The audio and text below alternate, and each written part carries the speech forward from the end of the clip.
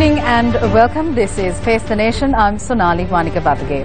Now, the electoral process is what we're talking about. Today, is political expediency jeopardizing democracy in good governance Sri Lanka? As we all know, the holding of free and fair elections regularly is an essential tenet of democracy. Now, the past few weeks saw the passing of the Provincial Council's Elections Amendment Act. Until 2 minutes ago, this was not accessible to the public, but we have just been reliably informed that the Act has been uploaded. So we look forward to going into detail on that during the next few days on Newsline, on the news itself, on our various programs here at News First. Now, also, incidentally, the 20th Amendment to the Constitution came before the Supreme Court. Court determined that certain provisions were unconstitutional, saying that a two-thirds majority and a referendum were needed. So what really is going on, and what's happening to the local government elections, what's happening to the provincial council elections? Let's discuss all this and more tonight. We have a panel of 4 guests with us here this evening in our studios. Very briefly, let me introduce them to you. Asoka Obesekara, he is the Executive Director of Transparency International Sri Lanka. Good evening and welcome to you. Good evening. Also, Dr. Sujata Gamage, she's a Policy Analyst at Learn Asia. Good evening to you. Good evening. We're also joined by Manjula Gajanayaka. He's the National Coordinator for the Centre for Monitoring Election Violence. Good evening and welcome. Good evening. And finally, we're joined by Mr. Kesaralal Gunasekara, who is a former parliamentarian. Good evening and welcome. Good evening. Asoka, let's start off with you. Now, Transparency International Sri Lanka issued a press release today saying that it is alarmed by the lack of consultation and procedure adopted in the passage of the Provincial Council Elections Amendment Act. Why exactly do you say this, Asoka? Well, really on 2 fronts, Sonali. So the first is that something like electoral reform, needless to say, it is a very divisive area, lots of different competing interests. And when we hear that the electoral system for provincial councils is amended during the committee stage of Parliament, that is alarming. So for the viewers who are not familiar, a bill is tabled in Parliament, it has its formal first reading, its substantive debate is during the second reading of Parliament, and that's where the main vote takes place. Following on, there is a committee stage of Parliament where, clause by clause, you sit down and you go through every section of a bill. Now, the idea of actually amending and bringing in a new electoral system during committee stage is actually quite alarming. And one thing that I have here is I just have a copy of the standing orders of Parliament. And Standing Order 57 says that during and this is about the procedure in the committee stage of Parliament, the principle of the bill shall not be discussed in committee. Now, I would contend that if you're going to be changing the entire electoral system during at committee stage, it of its very nature requires a discussion of its principles. What's ever more concerning is actually the way this fits in with the checks and balances in place, because we only have a system of pre-enactment judicial review. There is no post-enactment judicial review in Sri Lanka. Exactly that. So what that means is that from the time that a bill is tabled in Parliament, there's 7 days to challenge that bill. Sure. Now, when you go and pass the bill in the second reading, and then during committee stage make all of these amendments, that check and balance of the judiciary in ensuring that what is within the law is in conformity with the Constitution, that is bypassed. So that's why the standing orders of Parliament and parliamentary procedure must be adhered to very, very closely. So that's an area of concern. And needless to say, Dr. Gamage, amongst others, are people who've worked on electoral reform at the national level as well. There are so many different factors to consider. The idea that electoral reform itself, the changing of the electoral system, was not envisaged in the initial bill, and then suddenly it is brought through committee stage amendments, is very problematic as a result. Right. Thank you very much, Asoka Obesekula. I next move my attention to Ms. Sujatha Gamage. Just as Asoka said, it is concerning that substantive changes have been made to the PC Election Amendment Act at the committee stage. As someone who has worked in this area of electoral reforms for several decades, how do you view this? Do you think that this was brought in a hasty manner with no or little consultation? How do you view this, really? No question. I mean, it went in as a 3-page document, actually only one clause, and what we have is a 30-page document, and Asoka explained very well, you know, what these are the procedures. But, you know, we have to remember politics is the art of the possible. And as policy analysts, what we do is we accept that, and we work very hard before this, at whatever stage, to influence. It's very strange, you know, current representatives, incumbent representatives, determine what the mode of representation is, right? But we don't have any other method. And whether this practice should continue, I'm sure it should not. And we have enough groups protesting about this, and we should continue to make a protest about that. But also, what I'm looking at is, I think we have done in the not the past decades. Actually, Sonali, it was just 2015 January. I had, you know, my interest is in using data, using evidence in policy making, and we felt that there wasn't enough evidence was used in the electoral reform process.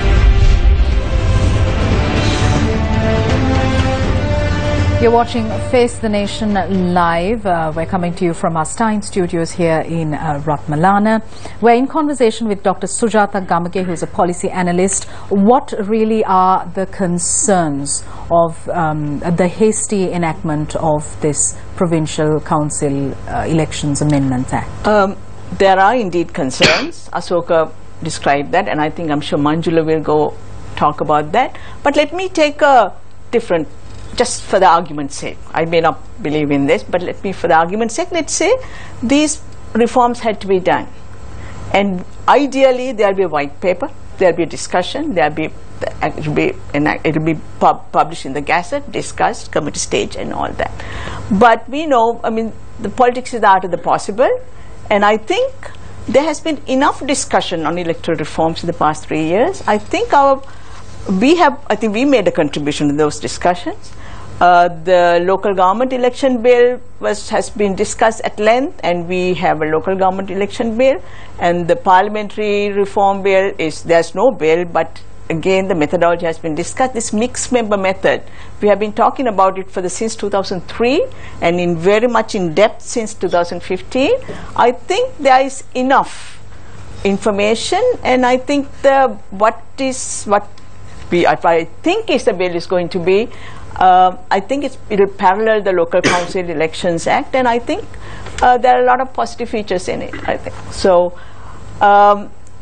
again, as I said, it's a politics art of possible, and I think the government has done that, because I think if we can hold the Provincial Council elections that were due this year within 6 months to 9 months, I think we would have achieved in a new electoral method. I think that's a positive development. How do you view the continuous postponement of elections, given the fact that we keep speaking of regular holding of free and fair elections as an essential tenet of democracy, because we seem to be looking at a Sri Lanka that is frustrated with these continuous delays? How does one justify this? The demarcation is the excuse, is the reason. Is the reason used for that, and that's a valid reason, because the demarcation process for local councils was a flawed process, and for the last there was a committee appointed to fix the problems, and they took, I think, 14 months to finish the job. And I think one of the problems was that we did not use appropriate methodology, technology for that. And I think as an organization, we have come up with the technology and methodology for speeding up these processes. And I think when you go from simple proportional representation to a mixed member method, we started with 22 electoral districts. We are all used to living with that. But the new electoral method requires breaking that into smaller divisions, constituencies. So that takes time, and that is a reason why elections are postponed. If the government it's appropriate, it's expedient, politically expedient for the government to use that, well, that's politics. The people will answer that. People will, let the government know when the election comes around. So finally they have to face election. But I think politically that's for the people to decide, but I think political expediency is what politics is about. All right, thank you very much, Dr. Sujatha Gamage, for your thoughts. I move my attention to Manjula Gajanayaka. He's the National Coordinator for the Centre for Monitoring Election Violence. You've been very vocal about these continuous delays in holding local government elections. Do you see this as a political ploy, or is it really justified, this delay? Yeah, actually, as an election observer representing election monitoring observation missions in the local election monitoring missions in the country, I am not so positive on this background, on this situation, because I believe that anyone can say I am so pessimistic, I am not so positive, but I believe that government will not hold in their elections until 2019. They are setting up background nicely because of actually they know the situation, they know the environment, then they are not going to hold elections. I can say I can present some examples actually. The first, we should talk on local government elections also, not only provincial council elections. They started with local government elections. This is not only this government era. Actually, it is started with the previous regime. Then previous regime appointed Delimitation Committee. Then they used that Delimitation Committee to postpone the election. Then under the Yahapalana government, good governance government also, they used to postpone elections, that Delimitation Committee. Today, as an election observation missions, we specially sent out letter to His Excellency President Maithripala Sirisena, requesting to obtain the support of a National Delimitation Commission for the delimitation process regarding the provincial council elections. That this is a political ploy. I mean, this is a strategy. This is the strategy of the government to postpone election. But unfortunately, this ended up with the political bargaining process. I can say some examples that you can see that this is the first provincial council amendment. This was only one-page document. Okay, this presented to the Parliament. This is one-page document. Anyone can understand. Anyone can see. This is like a bus ticket. It is very, very simple thing. On same day, after few days, they presented this document. This is not only one-page document. This is not only two-page document. Actually, this is 30 pages document. Anyone can understand within 24 or 48 hours what is this? Actually, now we can talk on the content. This is only one enactment, one amendment. They are going to increase women representation in nomination process of local government. This is only one amendment. Provincial councils. Now they are suggesting not increase in youth participation, not increase in women participation, they are going to change upside down electoral system of the country. Can you understand this? What they are going to do? As an election monitoring mission, actually we can't walk in the road now. Not only us, even election commission, members of election commission also, I don't believe they can't walk on. Because this is a strategy, Yahapalana government, we never believed that they will postpone elections in this manner like right. this. Thank you very much. Let's speak in more detail later on the program. But Mr. Gajanaka, I'd like to update you on an interview that we had this morning with the Minister of Provincial Councils and Local Government, Faraz Shaukat Ali was the host, where Minister Faiza Mustafa undertook that the local government elections will be held in January 2018 and the provincial council elections in March 2018. I saw Faraz copiously take down notes this morning and he held to account the Honourable Minister, so we'll wait and see for that. Finally, my question is directed to Mr. Kesaralal. You were a former MP. When we talk about the delay in local governments, we're talking about people being denied of representation at the most basic grassroots levels. Don't you see this as an abject failure on the part of the authorities? How do you view this? Well, it is certainly abject failure on the part of the authority, but in hindsight I must say that the mistake was not made by the present government, even by the previous government. The mistake was made where they did not go through the entire process. They changed the law, but they did not go through the entire process to ensure that once the law is changed, you should be able to hold elections. You change on one side, but the other part is missing. That's exactly what has happened with regard to the local authority elections. Well, as he said, there has been to some degree an effort by the government to delay this whole mechanism, because the Delimitation Commission report itself was delayed. As to whether they were responsible or not is a different question, but that was delayed as well. So everything combined, there has been a delay that has to be accepted. Well, when you talk of democracy, well, holding elections at the correct time is a good sign of democracy. But if it is not held, then it is a bad sign. So where exactly are we going wrong, Mr. Kesaralal? What do we need to do to rectify this situation? Well, as he said, now take the case of the Provincial Council Amendment Act.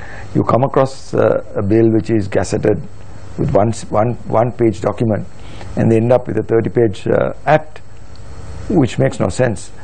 Fundamentally, nobody has the ability to go before a court of law to challenge it, because what has to be challenged is what is gazetted.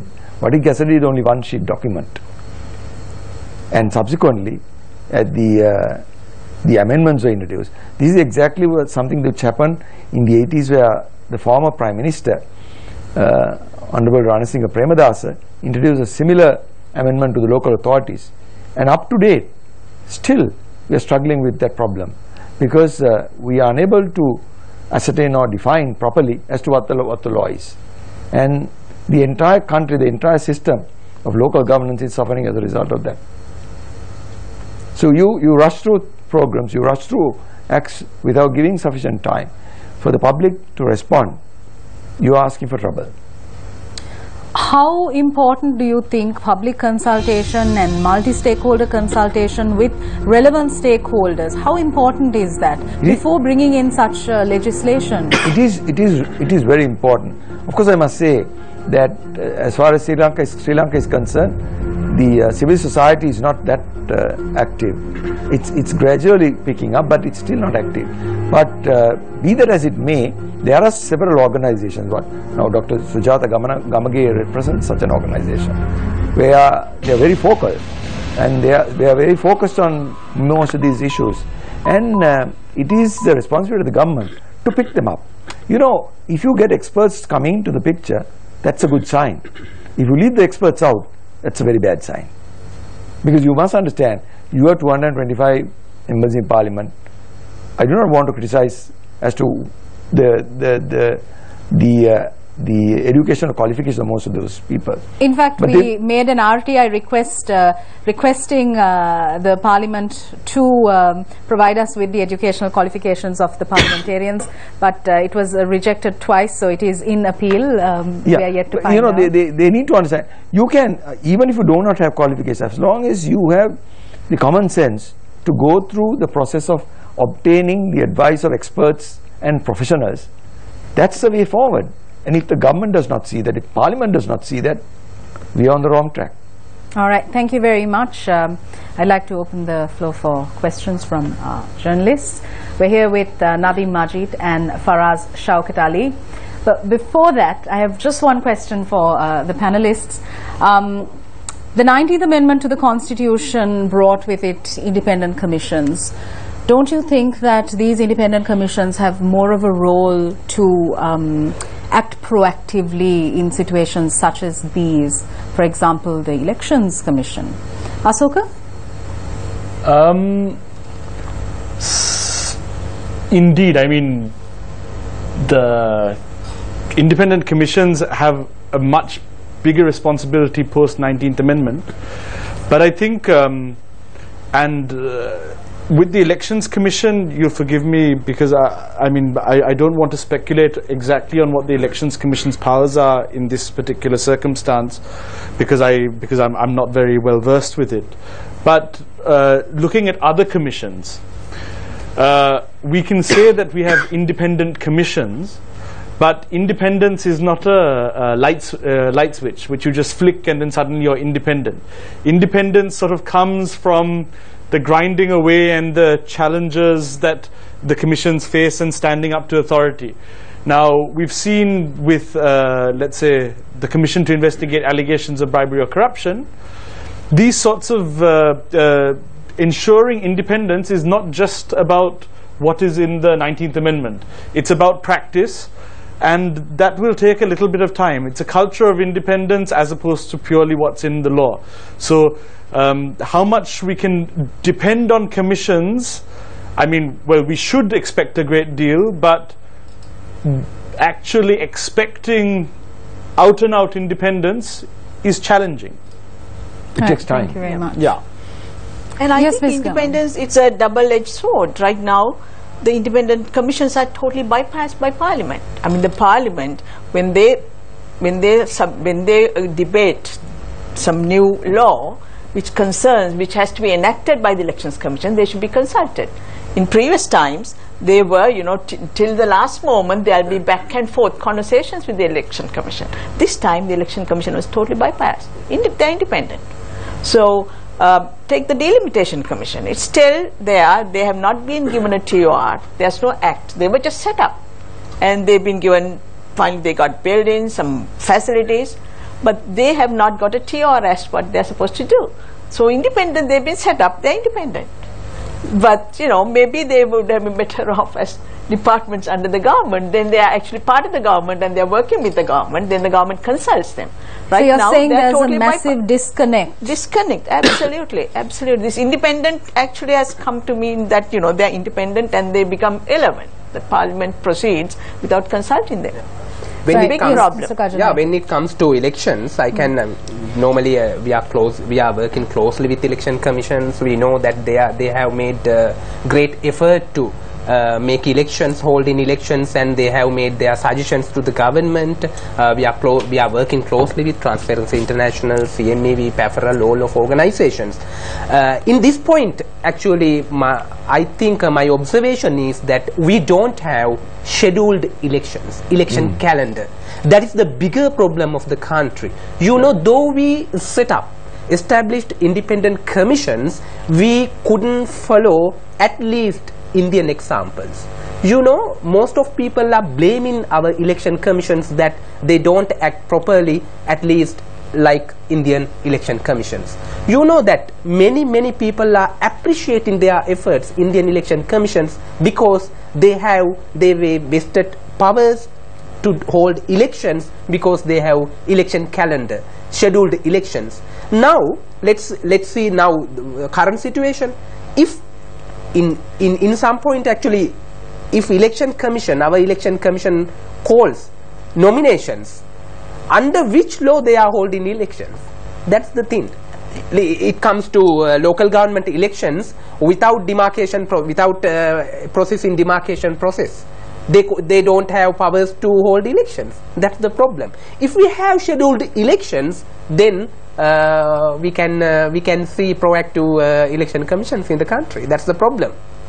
All right, thank you with very all my much. years of experience, this provincial council election amendment, with all my years of experience, I can say one thing: you can hold elections, but the declaration of results is going to be very, very, oh boy, it's going to be extremely difficult, because you know why it's so complicated.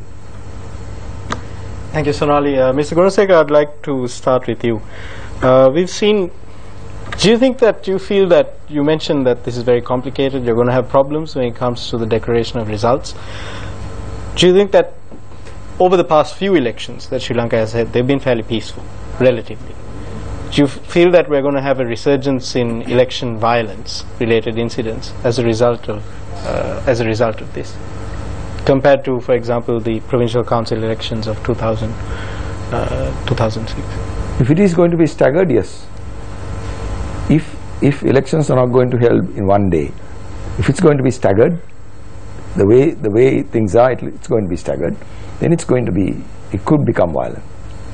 Because you know why? There is so much involved, so much at stake, and all efforts can be concentrated in one particular province.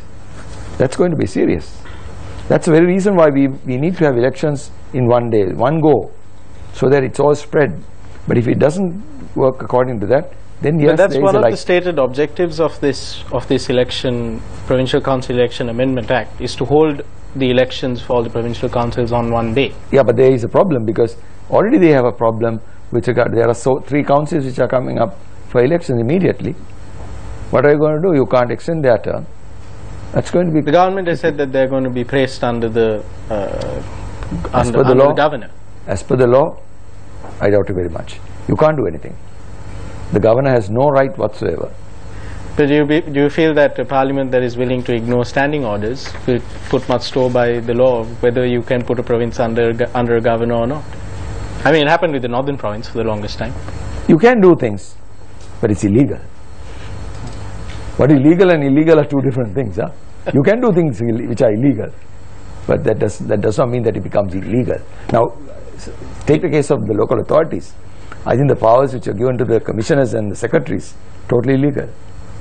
The commissioners and the secretaries do not have power. Asoka, would you like to chime in? Yeah, one point that I would make on this matter of election violence, I think that now even looking at national level and looking at parliamentary elections, there was talk that actually, you know, changing the electoral system could have an impact on this on election violence. But actually, I mean, what may be a intra-party issue at the moment may become an inter-party issue. So, you know, so within people fighting for the Manapa, compared to, let's say, fighting with people for a cross-party in a constituency. So actually this issue of violence, in my opinion, actually what electoral system you have, that's actually a law and order issue. And actually we have to trust in the law and order system, like the integrity systems within the country, to deal with things like that. The laws and the forms of the electoral system, we shouldn't conflate the two too much, because violence will exist if law and order is not maintained. On what Mr. Gunasekara said with regard to placing municipal councils, Pradesh Sabhas, etc. under commissioners and secretaries, and placing the provincial councils under the stewardship of the governors, do you agree that it is illegal? That I really do not know. So I wouldn't want to say it's illegal or not, because I'm just not certain. Ms. Gunasekara, I have one more question to you before I go to Dr. Gamage and Mr. Kadzanayaka. You were an MP. In your time in Parliament, during your term in Parliament, have you ever witnessed a situation like this, where such substantial amendments, 29 pages worth of amendments, are brought in at the committee stage? No. This is absolutely This is a massive departure from parliamentary procedure. It's absolutely a massive departure. And I think the Speaker should have realized it and told the Chief Whip, look here, you can't go through this in this manner. You have to re-gazette the whole thing again and they go back to stage one. That's the only way. So what do you have to say to members of your party, the SLFP parliamentary group that sits with the government, who voted for this act? The question is, once it is debated, you finally have to take a vote. That's as per the standing orders. But as to why the Speaker permitted things to go on, knowing very well that the original Gazette notification had only one page, but what was discussed was a 30-page document, was wrong. So why didn't the SLFP bring up the point, like Asoka mentioned earlier, that you're not supposed to discuss the principle of the bill at committee stage in Parliament, as per Standing Order 57? So wasn't there a single MP within the SLFP group, or within the single MP in Parliament for that? We do not know. We do not know as to whether the people objected or not, because you must understand, in Parliament you can object, but once a whip decides, the government or the opposition whip decides, then you stand by him. There have been instances when I was in Parliament, we used to disagree with the whip, but there is nothing that you can do about it.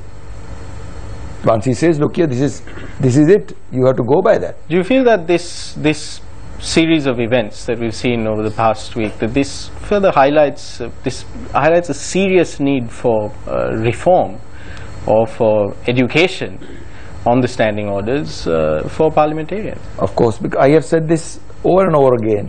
I have said that the entire system has to be changed. The governance system in Parliament has to be changed. You have to understand that if by chance you gazette a particular bill and bring it up before Parliament, and if you have substantial amendments, that those things have to be gazetted again with the initial bill, and given the chance to the public to respond. Manjula, I have a question for you. I was perusing the statement that you made at a press conference last week regarding this Provincial Council Election Amendment Act and the postponement of elections. In the context of that statement that you made last week, you heard just now that on Newsline this morning, the Minister of Local Councils and Local Government and Provincial Councils had said that they will hold local council elections within 3 months? Yeah. 6 months? In January? In January. And March respectively. January and March. Do you believe, given what you said last week, do you believe that this will happen? Do you think local council elections will happen in January and March? We don't actually. We don't believe actually, because the situation is such that that much bad. The thing is that that government is going to introduce a new constitution to the country. This is our special situation for the country. I mean, Parliament should be trusted, everyone. That that what happened in that day, that specific day, approved this Provincial Council Amendment Act. Actually, I can explain like this. If you want to make a real comedy film, that there was a comedy film in Sri Lanka, that Parliament joke. Now, if you want to make a real comedy film like how to jeopardize parliamentary procedures and everything, you can make a name for that film, that Parliament Jilmad. That much bad the situation. I can prove, that you can see this document. This is actually signed by Mr. Rauf Hakim, Mr. Mano Ganesan, Mr. Rishad Badurdin. What they agreed for, they have agreed to amend 50-50 proportional under PR system 50, under vote system FPT system 50. This is the agreement in that specific night. These are the speakers of UNP. there were 21 speakers on the scheduled issued by Honorable Gayantha Karunatilaka, but actually not only 21, there were more than 30 speakers delivered their speech in that night in the parliament. That's you know the reason for that. Actually, there was a 1 or 2 hours bargaining process, bargaining with these 3 party leaders, Mr. Rauf Hakim, Mano Ganeshan and Mr. Rishad Badruddin. End of the bargaining, they agreed to introduce a new magic system to the country. 50-50 PR and 50-50 PR and FPT. It's a shame. You know Miss Sujata, Dr. Sujata Gamage, she was working with the Election Commission, Election Department at that time, and Transparency International, PAFRL and all of organizations, CMEV. Actually, she may be on shame because she worked hard to introduce and learned much German system, New Zealand system, many systems in the world operating for electoral systems, but everything changed. When it comes to your questions, that can we believe Mr. Faisal Mustafa? We can't believe. Actually, we look at him almost not 1 month, not 1 year, not 2 years, almost 2.5 years. But actually, what we saw, he used very strategic way that delimitation committees. That's why we requested to President actually appoint not delimitation committee, please appoint a delimitation commission that existing already established under the current provision under the constitution. Actually, there are 3 members. Professor Thavalingam is leading the commission, then Ms. Anila Bandaranayake is there, Professor Hasbullah is there, most experienced persons. Without using such a experienced qualified delimitation commission, why we are appointing political appointees into the committees? Dr. Gamage, on that note, I'd like to come to you. You were saying that reforms are important, and that you have to look as politics as the art of the possible. But given what Manjula was just saying about the Delimitations Committee, appointing a Delimitations Committee to carry out the work that can be done by the existing independent Delimitations Commission, don't you question the motives and the sort of genuineness with which these reforms are being undertaken? There seems to be there's always political motives behind whatever people do. So I think I separate the issue. This issue of this unethical breaking of parliamentary procedures, that we really need to push. And I mean, funny thing is, we had worked through these representatives to bring in this change in this, bring in these rules that you cannot make these substantive changes, but it is there already. They violated that. Maybe we can go to the Interparliamentary Union. These people have to, the speaker is actually, after the fact, he's trying to correct things. He brought the minister and the Delimitation Commission and said, you got to get you heard the Prime Minister, you have to have the elections before March. He's acting after the fact, because these people, at the end of the day, they have to go to this Interparliamentary Union, and all these people actually, if people are really interested, write to those organizations. I mean, this is the kind of thing we have to do, because we can't, our representative democracy is such that, if we have a saying, Vatat Nirad Goyan Kana, if the fence is eating if the fence is the one that's doing damage to the crops, what can you do? So that's why we have to go to international organizations. We have to address that issue. Let's put that aside, and we do. And these people are doing some work there. And what we are doing is, okay, look at what damage has been done, because it's a law now, and I think it is legal. It is legal. I don't know whether you may find somewhere so that it's not constitutional or somewhere, but otherwise it's a law of the land. So I think we have to hold these people, continue to hold these people to the words that January and March. And I think, again, as civil society organizations, fortunately we started this process about a year ago to do these demarcations in a way that you can do it quickly. I mean, demarcations, if you are doing demarcations for local authorities, the committee had to go to each local authority and listen to people. And so it is a long process, but we can think of ways of speeding that up, and we should do that. And but I should say something here. You know, we talk about civil society. One very important part of civil society in any country is the universities. We have political science department in each of the universities. I like to bring that to the national attention. What are these people doing? I mean, we are doing actually as the extracurricular work. For the last 2 years, we've been doing this as extracurricular work. None of our universities have done any work on these issues. So our civil society, we have a civil society paid on government, you know, they're on government payroll. They have students, they have researchers, they can do all this, but our universities are not doing nothing. We need to keep bringing that up and asking. You know, they're going on strike and doing everything else, but they're not doing what they're supposed to do. So we need to, I think, separate the two issues. Yes, parliamentary procedures have been, you know, bastardized. I don't know what the word, but, you know, it's been really misused. And we need to address that. We should try to make sure that it doesn't happen again. Dr. But what happens right now, I think we need to hold the government to account and push on that and do what we have to do to get these elections in There was a great deal of work that was done on electoral reform shortly after this government came into power. Towards the end of the 100-day program, right. We saw a 20th amendment being proposed. Yeah. That was to change not just local government and provincial councils, but that was for parliamentary elections. That was for parliamentary elections, to bring in a mixed system for parliament.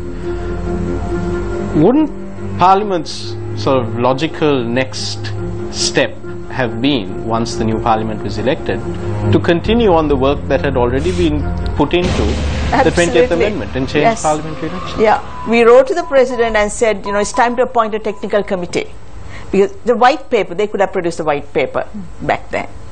But of course... And now almost 3 years, 2.5 years later, we're seeing amendments being brought for local government and provincial councils, which leads us to then conclude that the only real purpose of these pieces of legislation is the postponement of elections and denying the people of Sri Lanka their sovereign right to exercise their franchise. It's partly there, but you know, our government is unbelievably inefficient. It's just, they just can't get their act together. You know, the state or the government, you know, the administrative side or the political side. So partly intentional, partly just inefficiency. Just one more question before I give Faraz an opportunity to get a question in there. Do you feel that this government has used, or has, like a sheep in wolves, like a wolf in sheep's clothing, has used the cloth of increasing women's representation to achieve their own agenda? No.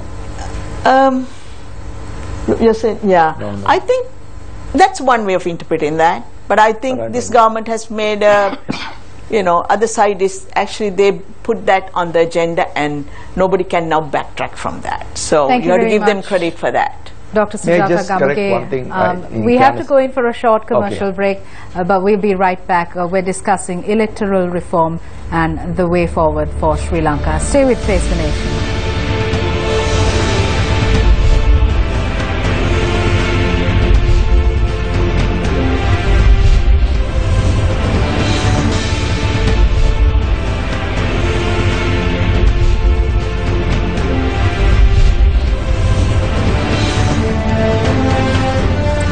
Welcome back. You're watching Face the Nation. We're discussing the electoral process in Sri Lanka, where the political expediency is jeopardizing democracy in the country. We're in conversation with 4 eminent guests here this evening in our studios. My first question is to Dr. Sujatha Gamge. Dr. Gamge, women's representation in politics is something that has been spoken of very vociferously over several years, and finally we're finding that this Provincial Council Elections Amendment Act speaks of this and provides a solution to this. How do you look at this initially? I mean, do you think that this is what this act is all about, or do you think there's something more than what the eye can see? No, I mean, this was brought in as a increase in women's representation under the PR system. Sure. To say that 30% of the candidates shall be women. And we don't know what's in the new act that came through. What was approved. Totally. So then, in the committee stage, as they discussed, it was turned into a totally new electoral system, a mixed member. And I would think it's still the provision would be that 30% of the candidates shall be women. I think it's a progressive step, but that should not have been an excuse reason to flout all kinds of parliamentary procedures.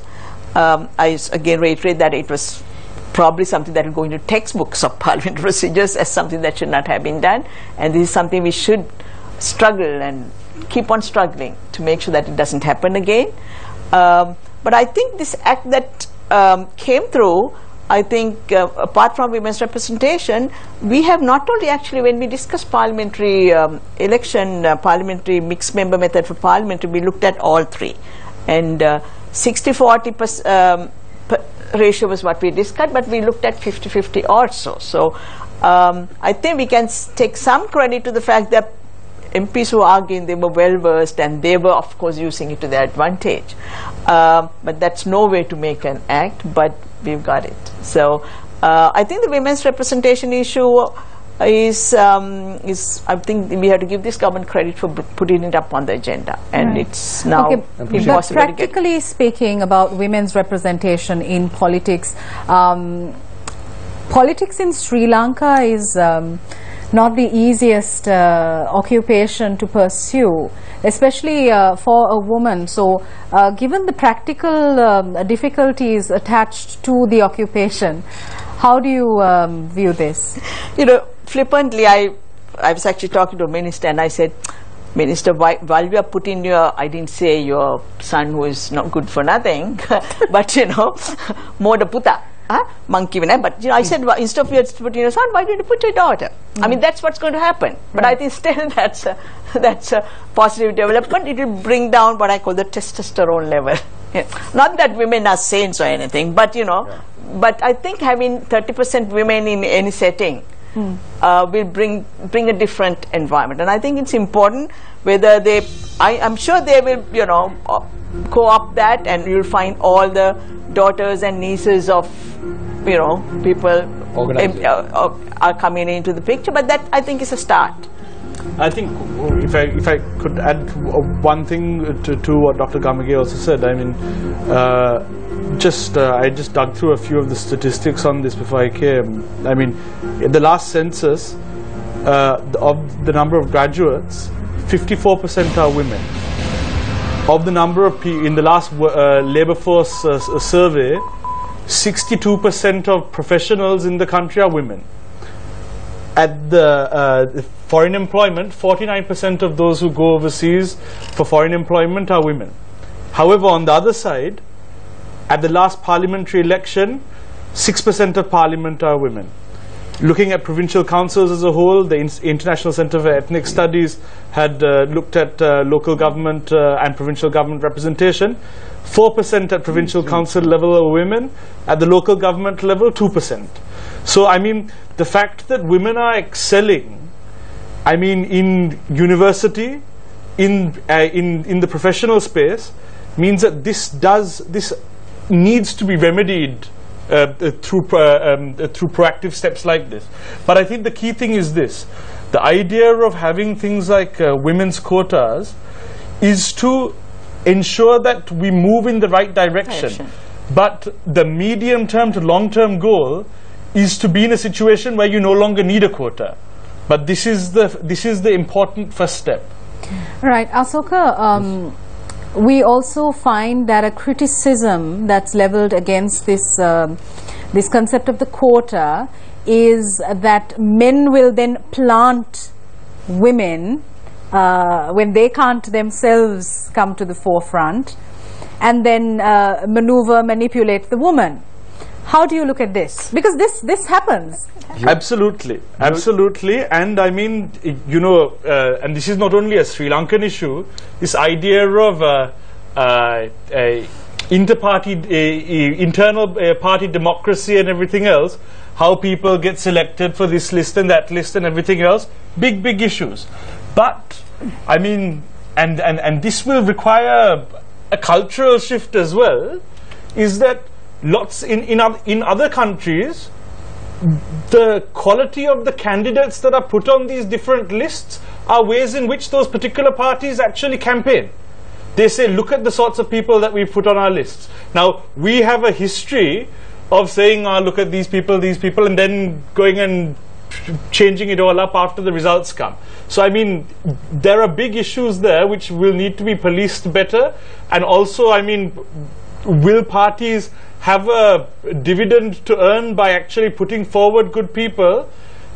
Our history doesn't sort of set us up for a good trajectory on this front, but I mean, and it's a very legitimate concern. So I mean, those concerns will always be there. But do you think that this is a good starting point for us to start off with a quota for women? Indeed, but I think there's also there are also other pitfalls. I mean, because the one thing you certainly don't want to do is create different tiers of representation. I mean, even at the moment with nationalist MPs, there are some nationalist MPs who are made to feel like, you know, they are, and I'd be happy to be corrected if people disagree with me, but there are some nationalist MPs who are treated like they're sort of second-tier MPs because they don't have the people's mandate. So, I mean, similarly, I mean, will people who come through women's quotas be made to feel like that, all of those things? I mean, that you can't assess right from the outset. Right, thank you very much. I next move my attention to Mr. Kesaralal. May I say something in response to that? Absolutely. I feel this bringing in this women's quota is good. In fact, what I suggested long years back was to nominate them straight away. One moment, Mr. Kesaralal. We need to go in for a short commercial break. We'll be right back.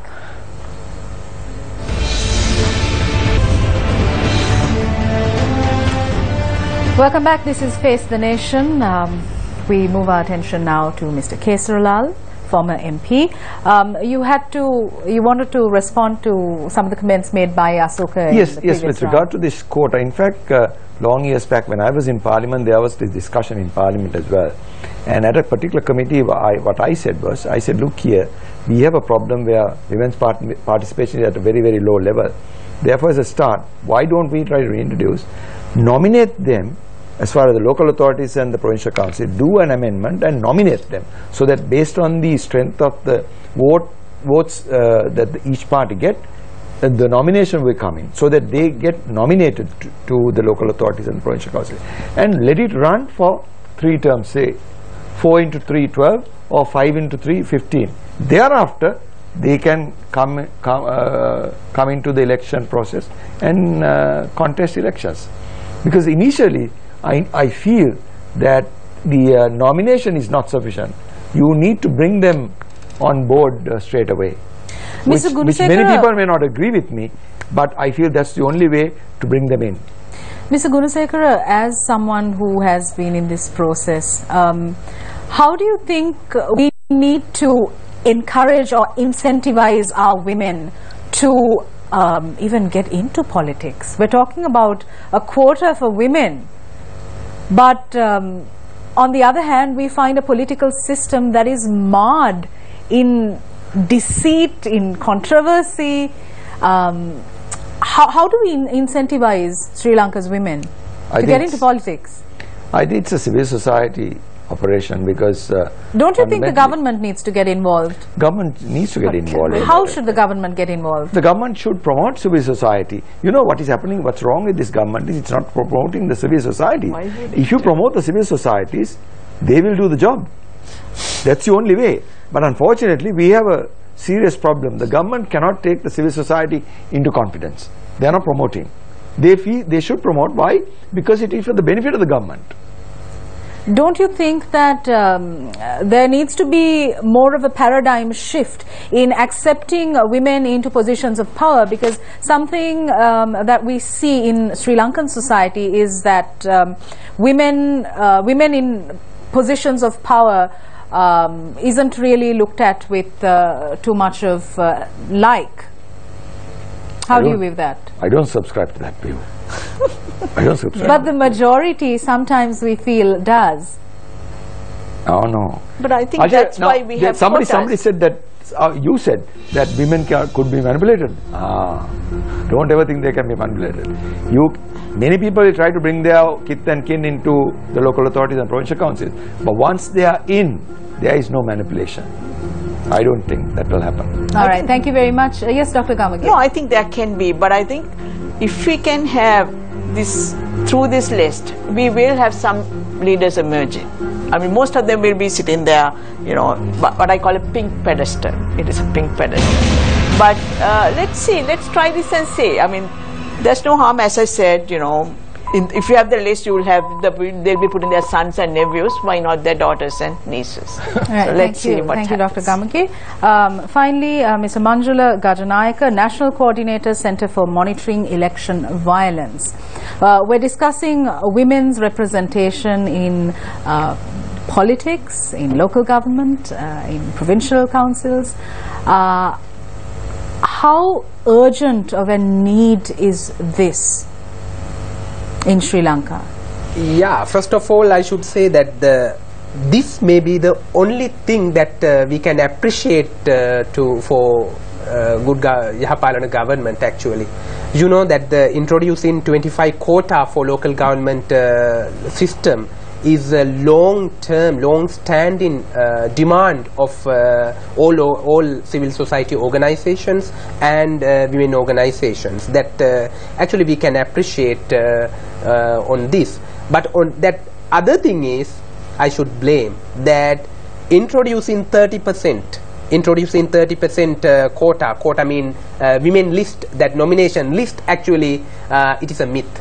You know that why they introduce this 30%?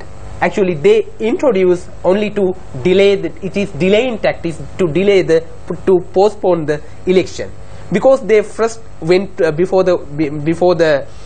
they first introduced local Provincial Council Amendment Act to hold all elections on single day. But then they almost forget everything. Then suddenly they thought. Then suddenly they found that increasing 30% women list in nomination list, actually it may be the only avenue to postpone the election. Then they used as a tactics to postpone the election. That one thing. Another thing actually, that I mean we should always encourage women activists, women contestants in the elections, because as civil society organizations, not only, I mean, during last 2 decades, actually we have been working a lot to promote these women activists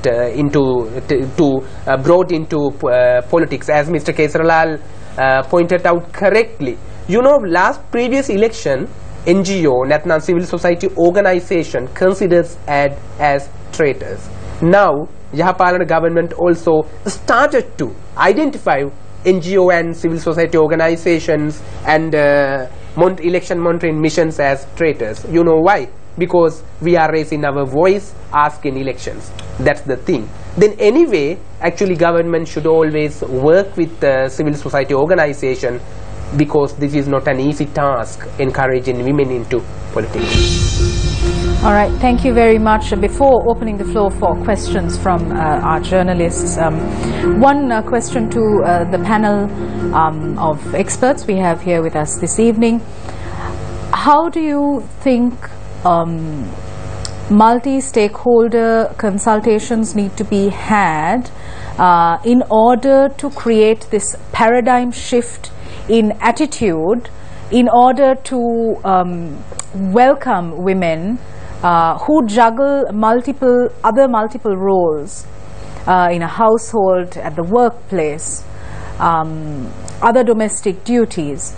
how do we go about welcoming women into politics when we live in a society where politics is looked down upon and is such a dirty game? Dr. Gamage, I'd like to start with you. I think the ward system, I think, is a good start, because it's a smaller unit of political entity where you can, women can, women who are interested in politics, they can start with their ward. Actually, I even looked into, I've been telling people, first things, I would even ask you, Sonali, do you know anybody? You talk about women's representation, I talk about women's representation. Look around you, your feminine friends. Is there anybody who would want to get involved in politics? I mean, for people in my life, I've been telling, join a party. First thing is, don't say it's dirty. Just you join a party and at the bottom and try to change the politics. That's the only way to do it. And I think these local governments with this mixed member method, we have smaller wards as for contesting in, and women can make a start there. And also another thing is, we have to stop thinking of political career as a full-time job. I think the public expect the politicians to do that. And when women come to the, we need people who will come and say, this is, I do this, I have a job, this is my part-time work. Politics should be part-time work. And I think when women come into the picture, I think it might begin to be a part-time work. So I think we have a really good start with the, new local government election system, where we have smaller units for people to get engaged in. And I encourage middle-class women. You have to just hold your nose and join a political party. Because only you can, by joining a political party, we used to have this Balamandala, they have been destroyed, we need to build them up. So this is a good place to, because of this new ward system, is a good place to build up the local Balamandala. Asoka, recently I saw a video done by TISL which spoke of the importance of having women's representation in politics when women represent every other sector, at least 50% or more. How do you think we need to bring about this paradigm shift? Well, I mean, just borrowing from what Dr. Gamage said, the fact that we have local government elections coming up with a ward-based representation, there's a real opportunity for people to literally go and campaign at every single door within their ward. So this idea of having these large geographical areas where you have to campaign around, actually if someone is very concerned about their immediate surroundings and is active, they can the idea of seeking election and going and knocking on every single door is now a possibility. However, one thing that I would say, and I mean and this goes across all of the different levels of political representation that we have. Now even where people talk about the idea of going back to some form of constituency system with this mixed member system, electoral system for national parliament. Now, you go back to having a smaller geographical area as opposed to these big electoral districts that we have. But one big concern is around campaign finance. How do people actually afford to run these these campaigns? Now, obviously, we hear about if you're running in the Colombo electoral district, the idea of spending 30 million rupees sounds like an absolute bare minimum based on what you anecdotally hear. I mean, and that's to spend 30 million rupees to campaign to get a job which pays you less than 80,000 rupees a month. So, I mean, it makes no logical sense. So, one important thing is that even if you go down to these constituency level, actually there's a concern, because the cost of not winning, you really need to win your constituency. Whereas before, if you came 5th or 6th in your party, in your particular electoral district, you may still end up in parliament. Here, the cost of not winning massively goes up when you're in a constituency battle. So, when you have a present culture where you are anyway flooding money into your constituency, what's to say that you won't do that, but not for your electoral district, just for the smaller geographical area? So big area of concern. The first step that can be taken to resolving this is to disclose campaign finances. Now, at the moment, I know we've discussed this at length in the past, parliamentarians are already in the habit of doing annual asset disclosures.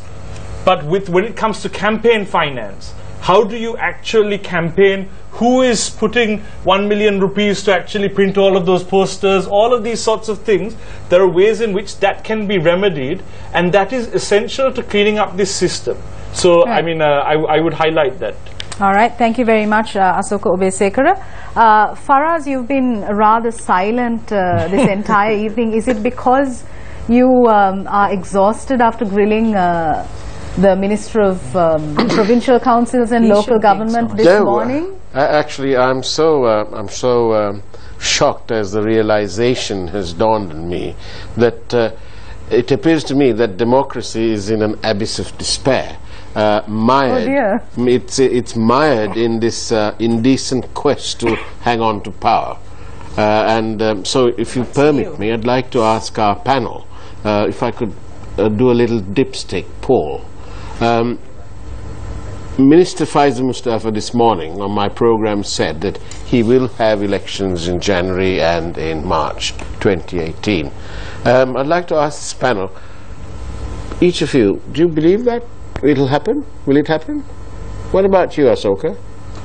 I mean, on the face of it, I can see further technical reasons being given in the future to say, well, now we need one further revision of a bill, of an act. I mean, it's difficult to speculate on this, given the fact that the Provincial Council's Elections Amendment Act, I mean, isn't published yet, and we have, from a one-page bill, now we're expecting a much longer final act. So you know, it's a little difficult. So you're a bit skeptical.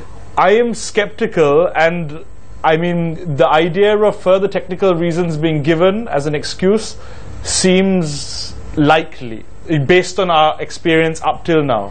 What about you, madam? What about you? I think let's try not to give them a chance to give technical technical problems.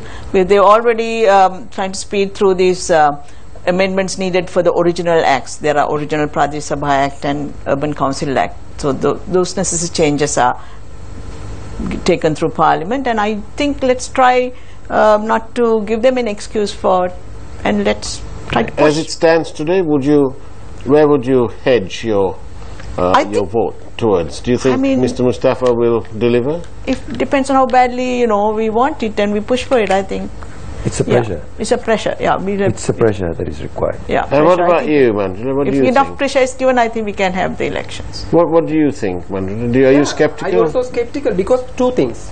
First thing is who is appointed as delimitation? Who is going to appoint delimitation committee? I mean, if he's following same path, previous path, actually it is an avenue to postpone the elections. I mean, we already requested to choose people from election delimitation commission. Then if he selecting people from delimitation commission, he will not be able to force them to use some tactics. But in those previous two times actually, he shamelessly used previous two commission members to postpone the elections, because we know that Mr. Ashoka Piris, previous chairman of the review committee of delimitation, he told in a press conference that Minister Mustafa said slow down the process. He mean make aragena like that. At the end of the process, actually, they didn't provide table, chairs, and even translators to them. That is, actually, he blamed against him. But he also said many things that they are telling those things at the end of the process only like that. That criticism was there. Another thing is technical errors. You know, even last time during the amendments of local authority election amendments, actually election commissions and civil society organization observed that there were 57 technical errors. With those errors, actually they couldn't they can't hold the elections. In these documents also, I can say one example is that there's actually there's 30% nomination list, 30% women list should be in nomination list. But what is the offense?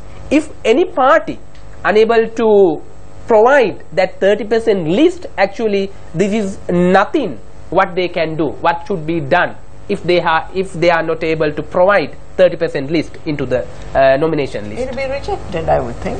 Rejected. That will be the interpretation. According to Mr. Mustafa this morning, it will be rejected. Yeah, it will be rejected. It won't be accepted.